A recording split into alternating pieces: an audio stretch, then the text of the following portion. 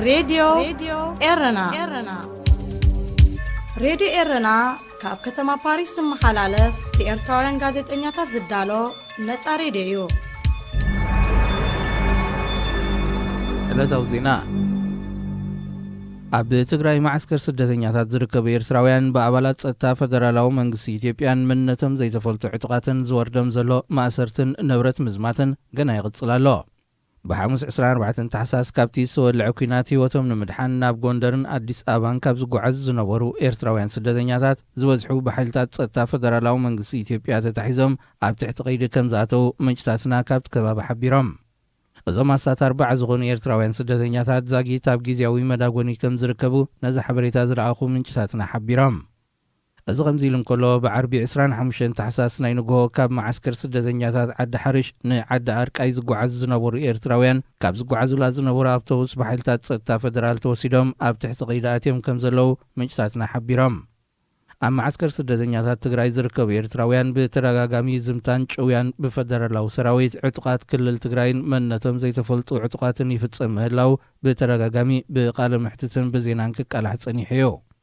እቶም በስገዳድ ናብ ዝነበርዎም ማዕስከራት ከም ዝምለሱ ዝተገብሩ ክሳብ ሕጂ ብዘይካ ውሱን መሳርፍ ካልእ ዝተገብረሎም ሓገዝ ብዘይምህላው ብሕማም ውፅኣትን ዓሶን ናይ ዝሳቐዩ ዘለዉ ቁፅሪ እናዛየደ ይመጽእ ከም ዘሎን ብተደጋጋሚ እንተጠርዑ ሰማዒ ከም ዘይረኸቡን ካብቶም ግዳያት ዝመጻና ሓበሬታ ይሕብር።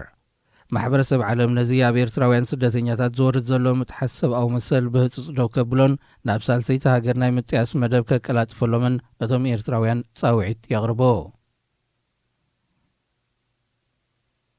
ቀዳማይ ሚኒስትር ኢትዮጵያ ነቲ ምስ ሱዳን ተፈጢሩ ዘሎ ደባዊ ጎንፂ ገለ ሰላም ዘይደልዩ ሓይልታት የጓህርዎ ኣለዉ ዝብለሉ ዘሎ እዋን ሰራዊት ኣብቲ ደብ ይኣኻኽብ ከም ዘሎ ምንጭታት ዜና ካብቲ ከባቢ ሓቢሮም። እቲ ቀዳማይ ሚኒስትር ላዕሎት ሓለፍቲ መንግስቲ ሱዳን ዝርከብዎም ውሑዳት ሰባት ነቲ ግጭት ኮነ ኢሎም የጓህርዎ ኣለዉ ክብል በቲ ናብ ህዝቢ ሱዳን ኢሉ ዝገለጾ ብቋንቋ ዓረብ ሰላከ መግለፂ መልኪሱ። ሚኒስትር ዜና መንግስቲ ሱዳን ብወገኑ እቲ ብብረት ዝዓጠቑ ኢትዮጵያውያን ምልሻ ተኻይዱ ዝተባህለ መጥቃዕቲ ብስሩዕ ሰራዊት መንግስቲ ከም ዝተፈጸመ ዘመልክት መርትዖታት ከም ዘሎ ብምግላጽ ንመንግስቲ ኢትዮጵያ ወቒሱ። ክልቲኦም ወገናት ሰላማዊ ፍታሕ ንምርካብ ዝግበር ዝኾነ ሰናይ ተበግሶ ከም ዝቕበሉ ይጠቕሱ እኳ እንተለዉ ብግብሪ ግና ኣብ ዶባት ሰራዊት የግዕዙ ከም ዘለዉ እዮም ምንጭታት ዜና ዝገልጹ። ሰራዊት መንግስቲ ኢትዮጵያ ብነፈርቲ ዝተሰነየ ወተሃደራዊ ልምምድ ኣብ ከባቢቲ ዘሰሓሕብ ዘሎ ዶባት ከካይድ ቀኒዩ። መንግስቲ ኢትዮጵያ ውሽጣዊ ውግእ ሓድሕድ ተጸሚዱሉ ብዘለዎ እዋን ብሓደ ወገን ኣብ መላእቲ ሃገር ዓሌት ዝመንቀልዩ ግጭታት ይብእስ ኣብ ርእሲ ምህላው በትኻልእ ምስ ሱዳን ብደብ ክጋጮ ነታ ሃገር ኣብ ዝበኣሰ ቅልውላው ክሸማ ከም ዝኽእል ብዝተፈላለዩ ወገናት ይግለጽ።